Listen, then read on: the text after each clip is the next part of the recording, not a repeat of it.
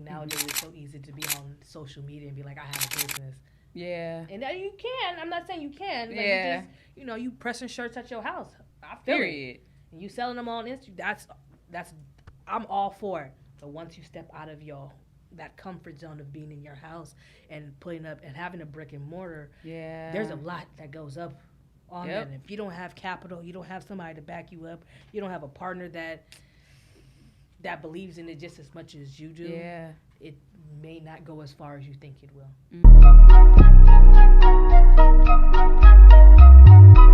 Welcome to Keys to the Culture podcast. It's your hostess with the mostest, Maisha, and this is a place where we celebrate Black creatives and innovators who shape the culture around us and give relevance to the creator economy one post at a time. So that means we're rooting for everybody Black. So what is the creator economy? Well, I'm glad you asked. The creator economy is the economy. It is where creators of all kinds have turned their passions into business, brands, deals, and went viral, and they are paying the bills with that money. So ask yourself, why am I not getting paid, but I'm scrolling on Instagram? On another note, we like to give a lot of shine to people who are doing amazing things for the culture, and today we call them culture change makers. And today's culture change maker is Ada Battle is she is from El Salvador. She is a renowned coffee producer. She is a farmer. She's fifth generation who has gained international recognition for her innovative and exceptional coffees. She specializes in cultivation, processing, and she experiments with coffee in a lot of different ways. And with Ada, she has done so much for her home country and has definitely used her techniques to create new profiles for amazing coffees. And just like Ada Battles, our guest today, Lanisa Williams. Hey! What up, what up, what up? Lanisa is from LA. She is a native to South Central LA. She is a coffee expert for over 18 years. She started Barista Life LA. Yes. She helps with consulting. She helps with baristas, teaching them how to be baristas. She has training classes, educational works, etc., etc. This lady right here is all things, and she is doing amazing things. Yeah. I'm so happy you're here today. Thank you for having me. Of course. And before we begin, I have one question for you. When did you know that Black creativity is the culture? Probably during the pandemic. Yeah. And then like the spike of just Black coffee professionals and just the amount that I ran into. And yeah. Yeah, it's definitely changed. It has. I'm surprised there's so many Black people in coffee. Right. But I also think that they've been in coffee. Yes. There's no platform for us. There you go. It's now, the gates are opening and people are recognizing we've been in this joint. Y'all Period. Just didn't give us an opportunity to shine. And a lot of the coffees are from Africa. brown country. So it's like coffee grows where Black and brown people live. Hello, let's talk about it. Yeah. So I want to get into your origin story before we get deep into the coffee. Okay. Let's talk about your origin stories, where it all began for you, and your journey to what you're doing now. Okay. Well, like you said, I was born and raised South Central. Yeah. But I grew up in a household with a single mom, 5 girls. Yeah. By the time I was 11, my dad was murdered. My mom did remarry, but it was a struggle. And I watched my mom hustle. Yeah. I watched her be able to provide food, clothes, school supplies, all off of a side hustle that she had. Wow. And that's what I, as a kid, probably paid attention to the most. And yeah, I grew. I got involved in gangs. I went to school and I made sure I did everything in that aspect I was supposed to. But there was the other side that was I have to carry this torch on from my dad and my grandmother, my uncles, everybody. My mom even gangbanged. Everybody did. Yeah. And it was just something that I at the time was extremely proud of, and was like, Yeah. oh yeah, we'll do A, B, and C, no problem. Like, Hello. Yeah. It wasn't until like, what, I think it was like 23, 24. I caught my first case. And then, I mean, I just thought it was a slap on the wrist in my eyes, because I was young, and I was like, this doesn't mean anything. Yeah. But I got a job. I mean, I had a job and all that kind of good stuff, but the streets still called my name. Like, I still wanted to be involved in anything moving. Hello. Wow. But I ended up moving to the East Coast, and I got a job at Starbucks. And it wasn't like I wanted to be in coffee. That was not the goal. It was just like I knew they paid well, and I needed benefits, and I needed to get out the house, because I was watching my younger niece and nephew at the time, and I needed to help support, because it was my sister, her kids, and I came along with her to get away from a situation that I was in out here in LA. And then I did like coffee and stuff like that, but I got a job at Starbucks, and I enjoyed it. Yeah. I did. And it wasn't like it was the coffee, it was more of the connection that I made with people. And like, I really do enjoy putting smiles on people's faces, and being able to be that person that could like help you get your day started. And that's what coffee essentially does. Most people come in the morning time to get coffee, and that's what I fell in love with the customer service aspect of it. I then moved back to LA, and I continued to work for Starbucks, but there is a situation that I got into at Starbucks that led me to no longer work there. Okay.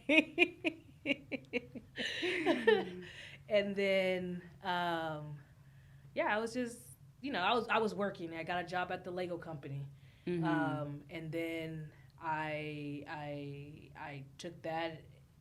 Let me back a little bit. Before I caught the case, I went on the run. Okay. Yeah.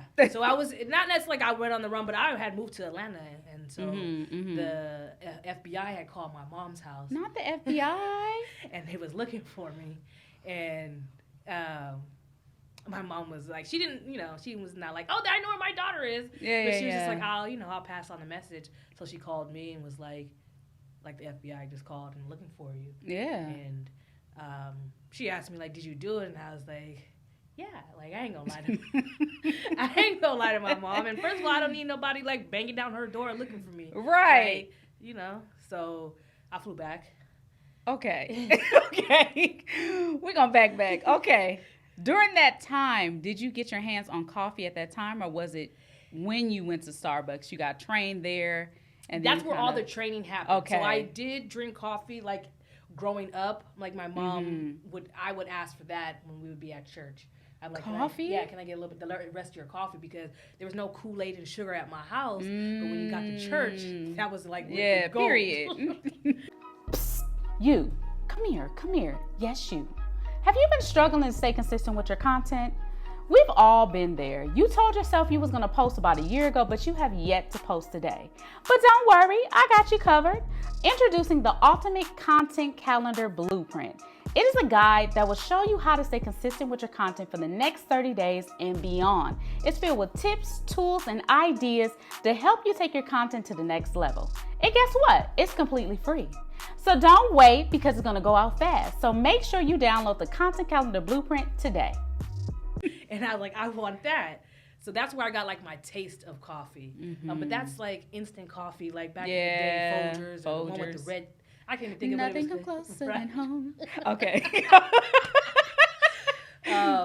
But so that's the beginning of me my coffee. Yeah. But yeah, I worked at Starbucks, and they gave me the training. But it's at that time it's bare minimum, so you're only learning how to pull espresso shots, make the drinks and stuff like that. But there really wasn't no history of like where coffee came from, or like I knew it came from like Ethiopia. I knew the story, but there was no like educational like information really about it. Absolutely. So I worked for Starbucks for like like 6 years.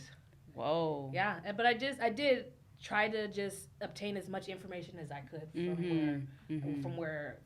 from Starbucks, and then I slid into. I got a job at Pete's Coffee after. Okay. Yeah, after a couple situations in the life happened. Okay.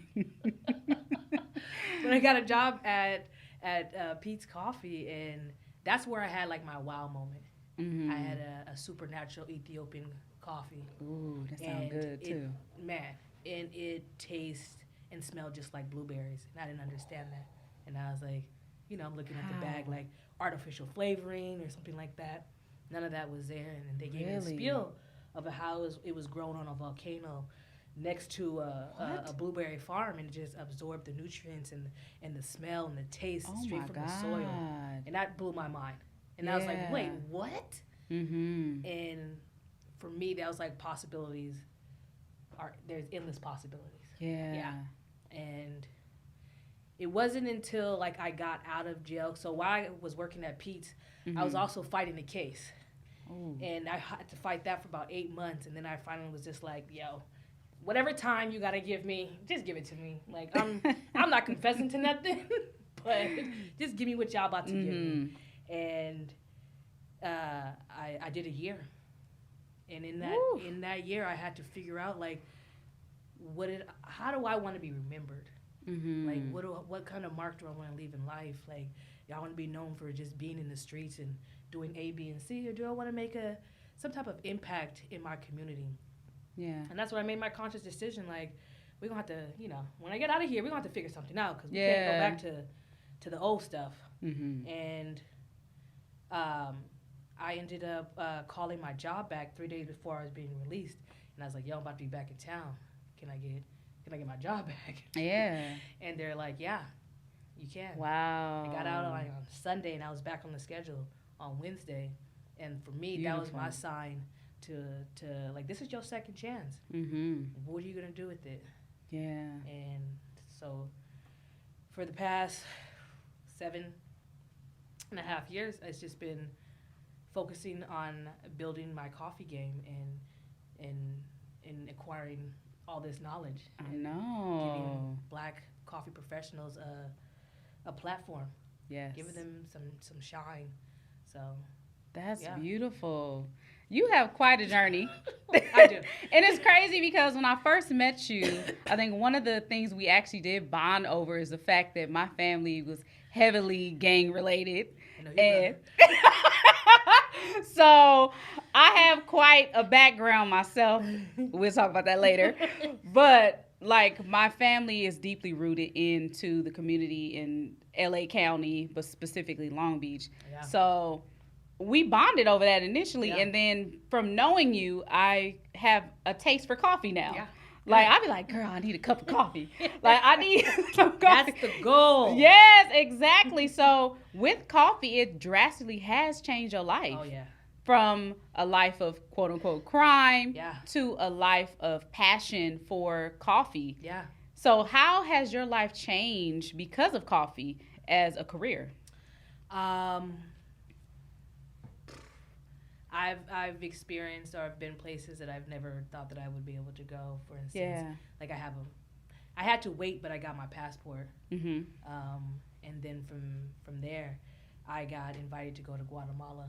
Yes. And spend 2 weeks on a farm and understand the ins and outs of what it is to be a coffee producer.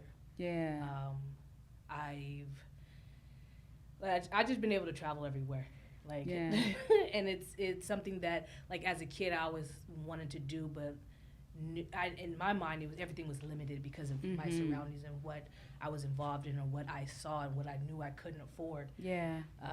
But my mom always told me, like, hard work pays off. Like, just do what you have to do. And that's what I've been living by, is like, I don't need instant gratification. I'm here to work for the long term. Come on.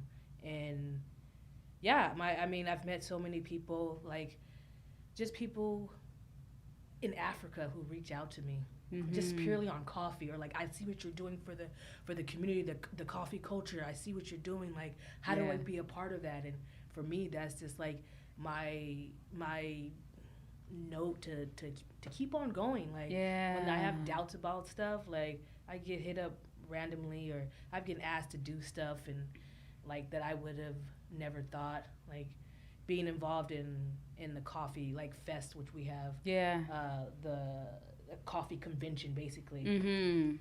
Being asked to hold a panel, being asked to speak on them, just things that you didn't see Black women up there doing. I had never saw I've that. never seen it either. And now I have these opportunities, and I just, like, the goal is to create these paths and open these doors so that the people behind me can walk through them freely without anything, no judgment or anything. Like, they belong. So. That's a beautiful thing, because literally from being in the coffee industry and now seeing more Black people in it, and you have Black and Brew. Yes. And I started to see so many people pop up. I'm like, wait a minute. There's coffee shops here. There's coffee shops there. Yeah. Let's explore that. So every city I go to, I'm looking for a coffee shop. I'm like, Lanisa. Right. What shop is Who got good? a coffee shop over here? So in that journey and giving shout outs to other people who are doing coffee, like, how have you cultivated like relationships with other Black people, specifically, and Black and brown people in the coffee industry? I mean, it's been amazing. Like, people come up to me, if I'm in a shop and they're just like, wait, you're Barista Life LA? And I'm just like, yeah. Hello. Like, I don't know. I just be like, I'm just here doing the Lord's work. And I feel like this is where He has put me. This is my purpose, my passion. I'm just kind of trying to walk the path of, like, this is where I'm supposed to be. And I'm in places that I would never have dreamed about. And, like, just conversations with people and people who reach out and ask me for stuff. And I'm just honored to be that person. Like, I do pride myself in being, like, the coffee plug. That's what I feel like I just switched products. Like, period. And coffee is the second most consumed product in the world. I want to be I on that. did not know that. I want to be on that side. It's oil, it's coffee, it's people. Really? Yeah. I had no idea. Yeah. That's crazy. So that means I need to invest into coffee. So let's talk about that. So let's talk about the pitfalls and, the times that entrepreneurship don't look great and all the things that you experience. So tell us a story about some of the things that you have endured during your process of being an entrepreneur. Because are you first generation entrepreneur? Yeah. I mean, technically, because my mom, she had a side hustle, but it wasn't no business. But yeah, I am the first one, like, in my immediate family to start a business. I do have a cousin that owns a business, or a couple cousins now. But, like, in my immediate family, I was like, I was just like, I'm taking the leap. And, I'm just, like, if I could put my life on the line for people or streets that I don't own none of that. I feel like I could put myself out there and put myself on the line for a business or something that I truly believe in. So, it ain't been easy. I know. I did have a coffee shop. I mean, I still do. It's Hustler's Cup Cafe. During the pandemic, we were opening it up. We had a space on Slauson that we were building out. And then, we had made a deal with the owner to, you go half on fixing it and I do that. We go half on it. And when it came down to doing it, which was my first mistake, there was nothing in writing. Ooh, we gonna talk about that. Come on. After I had poured in, $10,000-$15,000, it was just like, nah, you can't do it. And now I had to basically pack up all the stuff from espresso machines to refrigerators, everything, and put it in a storage because where else am I gonna put it? I have nowhere else. And so I definitely felt defeated, and I was like, maybe this ain't what I'm supposed to be doing. Like, and then another gentleman came and was like, hey, Lanisa, I have this space. Like, we can make this happen. And it's, it's downtown and it's a nice open concept back of a retail store and, easy access parking, all the good stuff that, like, ding, ding, ding, like, that's what you want. And so we had that. We did a grand opening. We had a crack-in. It was cool. And then it was like the paperwork. And because it wasn't mine, like I had all my stuff in the sense of like my seller's permit, like all that business license, but they didn't have their stuff together. Ooh. And then the way that they were operating, there was nothing wrong with it, but that's not what my vision looked like. Yeah. So I just kindly bowed out, and so that was strike 2 for me. Well, not strike 2, but that was like, boom, another blow, and I'm just like, you know what, maybe I don't need to be opening a shop right now. Maybe that's just what it is. Jesus is just telling me like, nah, this ain't where you need to be. Right. And that's how I had to look at it, like, because there's a blessing in everything that happens. There's something, there's a lesson. And for me, that's what I took away was, you know what, there's some other work that you probably need to be doing that doesn't require you to be behind this bar, but on the other side of it. Come on. Yeah. So I went back to working in a shop, and lo and behold, I get a job working for the oatmeal company that I had posted, one of my first posts on my Instagram when I started Barista Life LA. Yeah.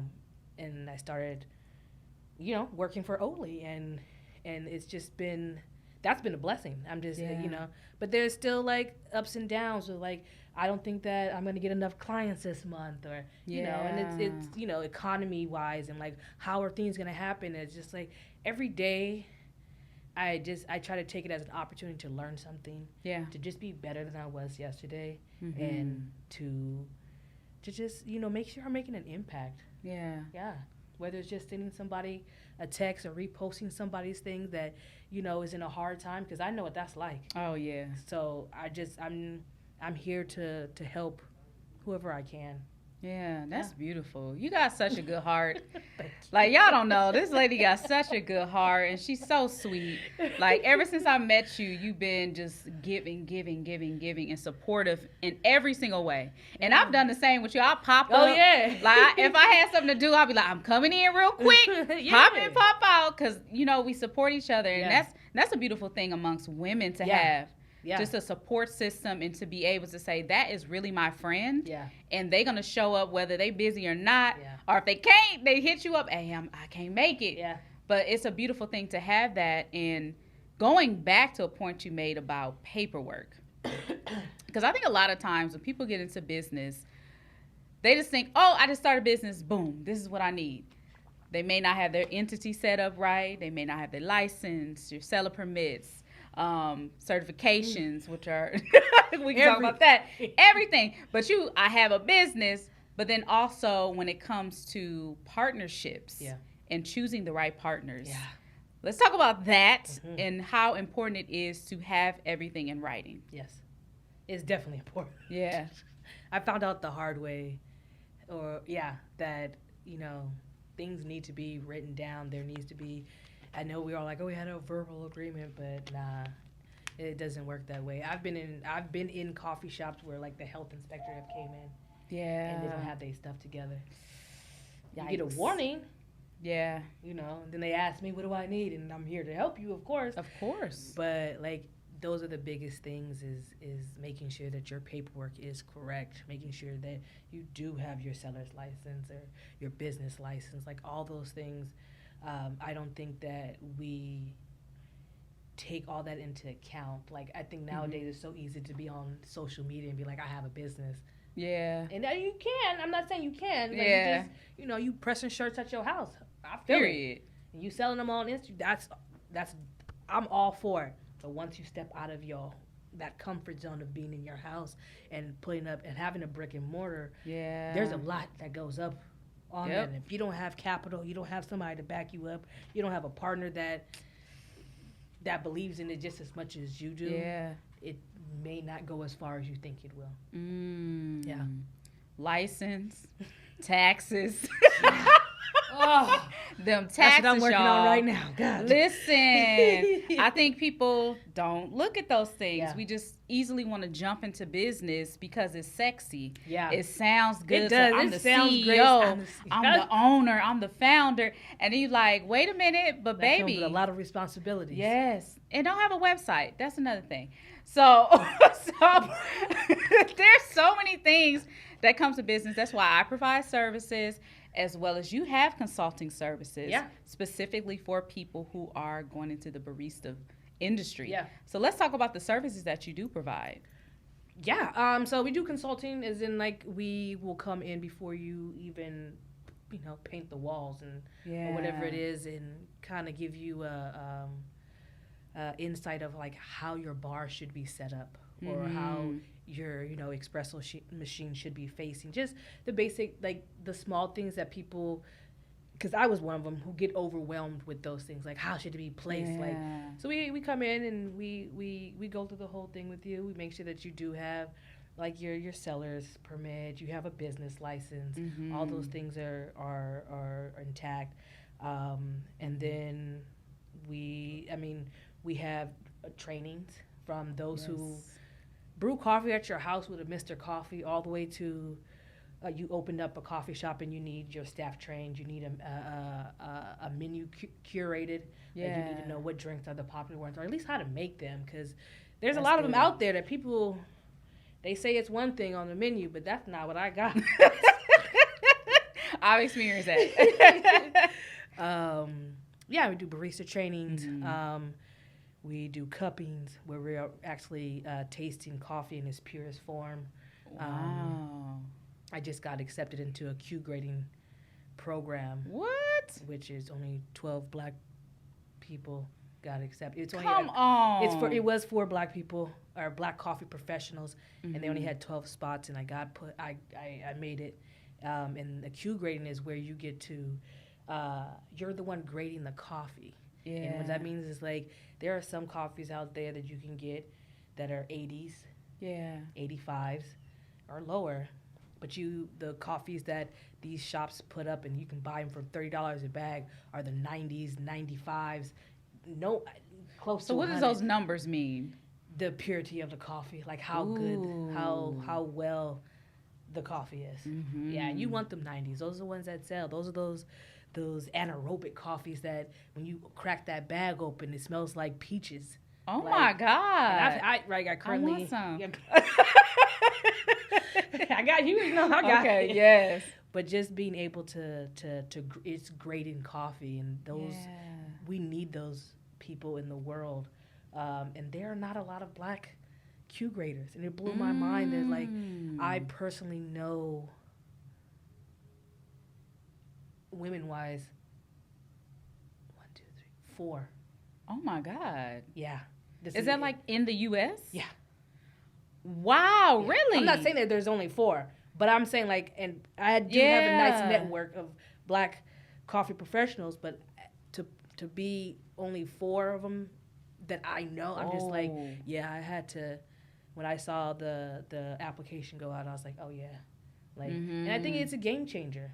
Yeah. It is. I mean, yes, it's like another nod or certificate on my resume, but, like, yeah, in LA, I don't know anybody. Yeah. Who's a Q grader, or who's a woman that's a Q grader. Yeah. And what that allows us to do is to really, like, get into the industry and let us shine.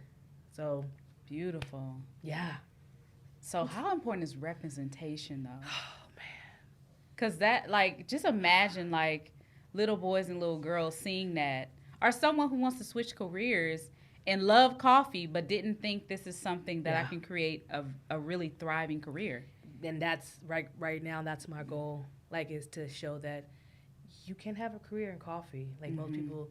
And there's, like, not just black people, but black and brown people who have grown up on coffee farms don't think that it's a fulfilling career, because at the producer's level, there's not a lot of, they're not getting paid what they're supposed to. Let me just say that.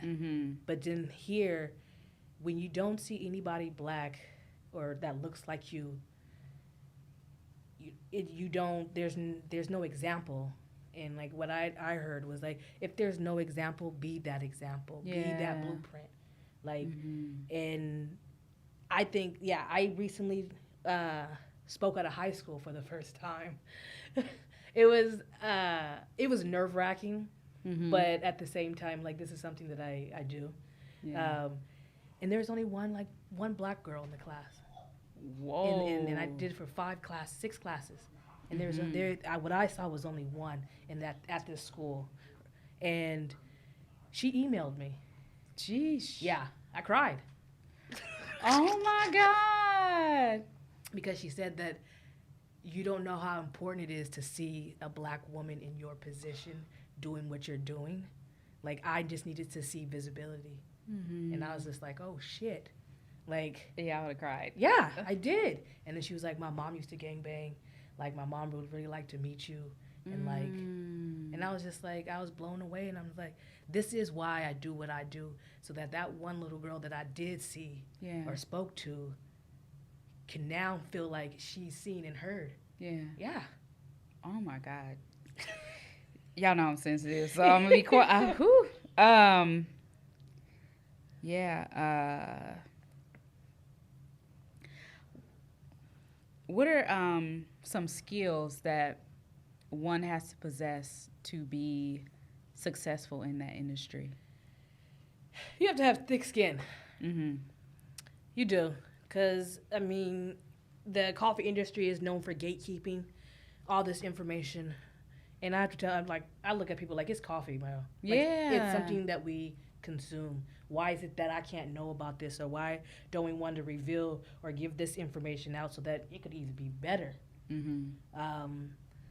But yeah, just be willing to take what they throw at you. And don't take it to heart, because people who gatekeep and have those issues, there's something wrong with them. It has nothing to do with you. It has something to do with them and their pride and how they view themselves. Like, they can be they're the dominant ones. Like, nah. Yeah. Does it become cliquey? Because, you know, all industries get a little cliquey. I was going to say, all industries have cliques. They get a little cliquey. And, you know, it'd be like, of course they gatekeeping, but also it becomes like, oh, this is my circle. Yeah. And no, you can't get in the circle. I mean, recently, I feel like in the coffee industry, there are a lot of people who are just always bubbly, joyful, 24/7, and they're willing to, like, come on in, we'll talk, woo, woo. But then there are some that, like, they're the circle that you can't get into, and you wonder why. Just because they were featured on A, B, and C, or they, you know, they won a competition, and now it's like, oh, I'm superior. Like, nah. No. But like you said, every industry does have that. Yeah. I've definitely have noticed in the coffee industry, and I'm just, hey. Have you had, like, any, like, mentors during this process? Because, you know, in entrepreneurship, if you starting out, you trying to figure it out. No, I did this all by myself. Yeah, right. When people be lying, I'm self-made. No, you're not, bro. You're not self-made. It takes a village. Even it's just someone giving you advice or someone say, hey, maybe you can do it this way. The little things are taking you by the hand and really, you know, showing you the ropes. Like, have you had those experiences? I've definitely had. So currently, Tony Jolly from Hot and Cool / Shout out to Tony. Yeah, Crenshaw Coffee. He's definitely taken me under his wing and showed me a few things and put me up on game. Like, even like how to, you know, my filing for Barista Life LA to be a nonprofit. Like, and just like giving me the game on that and how I can still, you know, make moves in the industry. And the ladies at Sip and Sonder, Shanita and Amanda. Oh, yes. Like, shout out to Sip and Sonder. Yeah, those are my ladies. Like, I really admire everything that they do. And like, so dope. we talk, we see each other, and like I'm a fan of them, they're a fan of mine. But yeah, I love what they do. Who is Candace? She is a Q grader. She was born and raised in the UK, but she now lives up in the Bay Area. Amazing. Wow. Just like this amount of knowledge. She's like one of the only black women in the UK that like was pushing the envelope for Black people in coffee. Ooh. And she's the one who created the Q grading course that I'm taking. Wow. And she band together so that it could be completely free, so that every Black person in coffee has an opportunity, if they want to become a Q grader, to go ahead and make that happen. Because that joint is expensive. Yeah. I can imagine. It's expensive just to taste coffee. Sheesh. But it's the knowledge, because not a lot of people want to put in that effort for that program or just for that course. And it is like vigorous. Like it's a lot. But she's been amazing. Anytime I have a question, I can ask her. But I think the biggest person in my life, or that my biggest influencer, is Michelle Johnson. And she created Ghost Town Oats, which is the first ever Black-owned, woman-owned oat milk in the world. Okay. Yeah. She fire. I saw her back in the day when I was at Pete's Coffee competing, first Black woman to compete in the United States for barista competition. And someone introduced me to her, and like on Instagram was like, hey, you know this girl? And I was like, nah, but her handle was a chocolate barista. And I was like, oh, this is lit. Come on. And I had never seen nobody else, like nobody that looked like me, compete at that level before. And just how she carried herself, and like she was just making a way for Black women in coffee, just period, and just Black professionals in it. And I was just like, I need to meet her. Yeah, I do. I was like, I need to meet this young lady. I hit her up on Instagram. And I just slid into her inbox like, hey, I'm just letting you know I think you're dope. And then a few years later, I went to a cupping that she was at, and she was there, and I got to introduce myself to her. And I mean, that was in 2018. We've been locked in ever since. Wow. Man, you have some heavy hitters on your team. Yeah, she just posted recently Ghost Town Oats came out last year, and they just cracked their first milli.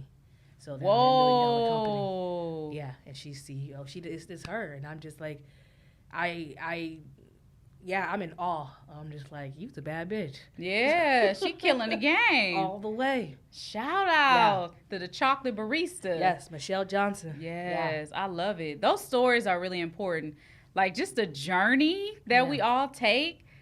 It's crazy. This is exactly why I started the show. We got to talk about the stories behind the brands. And speaking of brands, Barista Life LA, how did that brand start? And what's behind the name? Honestly, I was just trying to come up with something. I'm not even gonna lie. And I had my other Instagram. I'm like, nah, that's not. I can't go on there. I had a hood name on there, and I'm like, that's not it. What hood name? We're not doing that. And I was just, I don't know. I honestly don't know how I came up with Barista Life LA, but I was definitely conversating with probably the partner that I was with at the time, and came up with Barista Life LA. And I'm like, well, I didn't think of it until after, but I'm from LA, but my name starts off LA, and so that's where the LA came from. Not because I live in LA. Just because most people can't even pronounce my name correctly. Right. It took me a while, y'all. It did take a while. But that's, I'm like, I'm a barista. I'm in LA. And that's and I was like, oh, that all makes sense. It's Barista Life LA. My first name starts with LA. I live in LA. I'm a barista. And that's literally how I came up with Barista Life LA. And I just it wasn't like it was about to be my business. It was just like my Instagram handle. And now this is before pandemic, everything.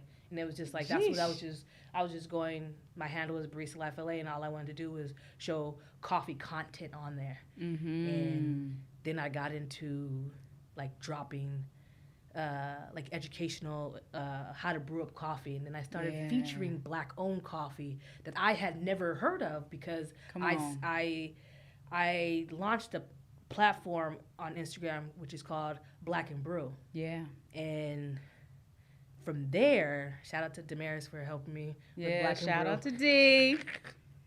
She need her little that shine. Oh yeah, yeah. But we were just sitting on the couch, and I was just like, "Yo, we need something," because I ran into a black barista, and his name is Yoshan, and I was like, "How come nobody know about you?" I was like, "That's crazy! Like you're fired, bro. Yeah. You're doing pour overs, your latte art. We was working on it, but it's like you made a great cup of coffee, and nobody even knew about you." Wow. And so he was my first person that I launched. Yeah. When I did the whole thing, his first interview was with him. Beautiful. And the goal for Black and Brew was just to highlight black coffee professionals here in LA, because those are the only ones I could really have contact with. Yeah. But then I started reaching out to the ones that I saw, like on Instagram, and I started following people, and then people started following my stuff, and then I just started hitting them up like, "Yo, would you like to do an interview?" Like, and from there, like, it's just been, yeah, it's just been going crazy. I love Black and Brew because I was like, oh, this person, I'll be sending you people, and it's super dope. Like, like here, and social media, man. Social media is a thing. I didn't didn't really care about MySpace and all that kind of stuff. And Facebook, but like Instagram, for some reason, like Instagram works very well with my brain, and being able to put out content is a game changer. Yes, it is, because that's your brand. Like, and I really didn't know how important I was until I was doing what I'm doing, and people started following me. I'm just like, oh, so I can connect with people in Africa. Like I could talk to these people and get a better understanding of what they're going through out there, how they do their coffee, you know? And just, the connections have been amazing, and just connecting with the black baristas and black coffee professionals that are here in the United States, like being able to go to Coffee Fest, or there's a new conference, but it's for black coffee professionals, which is called Color of Coffee Collective, and his name is Keith, and he's based in Texas, but he got together. He was like, wow, what does it look like if we put something on that's similar to what the coffee industry already puts on, but it's geared for black people? And I saw that, and I was like, oh, this is dope. And then he reached out to me and was like, hey, Lanisa, I know you'd be hosting throwdowns, and you were an MC when you got to do your thing. And I was like, yeah. He's like, I would really love you on his team. And I was like, poof, perfect. Period. Yeah, we had one this year. It's the second year, but like it's just growing, and see the amount of people, and just being able to be able to connect with so many people that all I saw for 3 years or 2.5 years, pandemic, we just Instagram friends. Yeah. And I get to see you in person. And it's a whole nother ball game. That's dope, man. Like, what are some strategies that you put in place, because you have not only a personal brand, but you have products that you promote? Like, what are some social media strategies, or just how you run your social media, that you can give some advice to other people?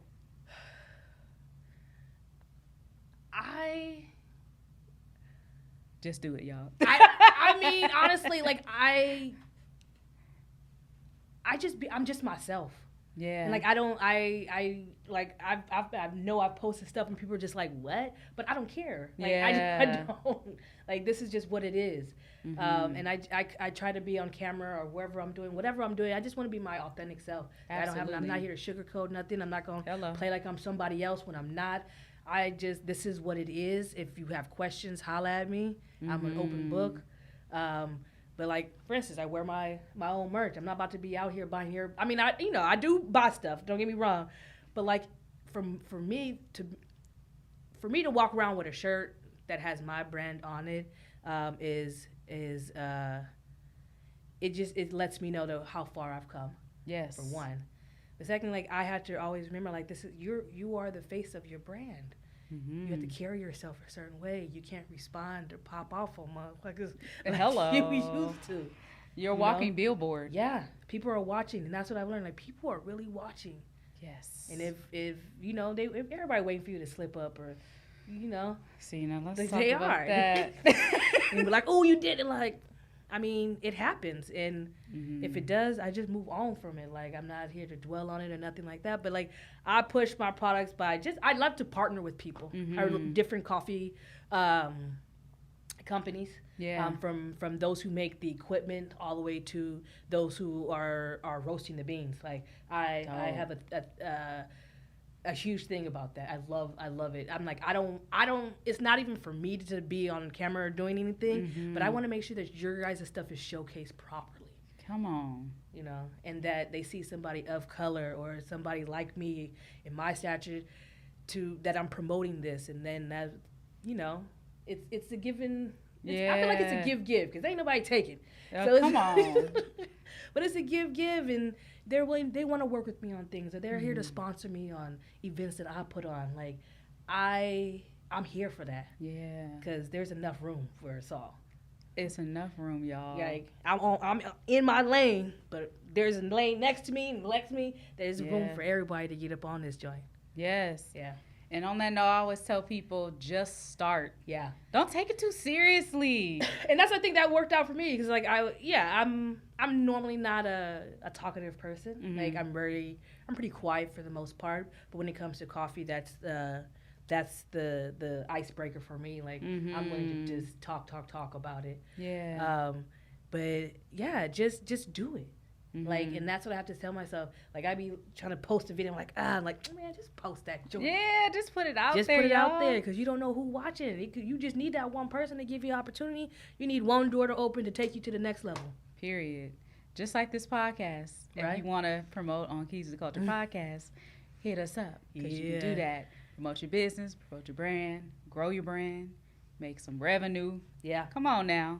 Yeah. So I want to get some advice that you would give younger girls and boys who are like you, who want to build brands, who are interested in coffee, or just being an entrepreneur, period. Like, what is some advice you would give them? And don't make me cry. Now,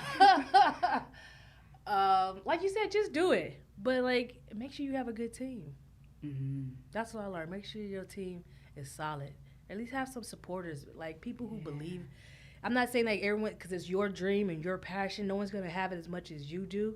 But find those people that are in the same circle as you, who are just as passionate and driven about their stuff, because that rubs right off. Like, I've been in a circle with all y'all, and I've seen all you ladies do your thing. Yeah. And I'm just like, I want to make sure that I'm representing us just like y'all represent, you know, like y'all out here doing it. I'm not about to slack off. Yeah.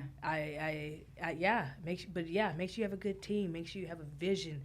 You have all those things. You can't just be like, I just want to do this. There needs to be some substance behind it. And take a chance on yourself. Yeah. The biggest, you won't know unless you do it. Yeah, I won't know if I fail unless I put forth some type of effort. Yeah. And if I did, or if I did fail, I know what to do better the next time. Yeah. Yeah. Man, just do it. That's beautiful. So where can the people find you? Give us your handles, your website, everything. My Instagram handle is Barista Life LA. You can find me there. I mean, Hustler's Cup is another handle. I have 3 different ones, but find me on Barista Life LA. And then my website is Barista Life LA. .com, excuse me. And yeah, everything is Barista Life LA. Like, except for my booking. If you want to book any classes, it's booking at Barista Life LA. But yeah, everything is Barista Life LA. Oh, thank you so much. Yeah. Hey, y'all, if y'all want to follow Keys to the Culture podcast, it's Keys to the Culture podcast on all platforms, except TikTok, because they played me and got to use 2 T's at the end. But you can find us. Go to our website, keystotheculturepodcast.com. If you want to follow me, it's I am Maisha on all platforms. Thank you so much for joining us today. Thank you, Lanisa, for popping in. Barista Life LA. Until next time, we see you soon.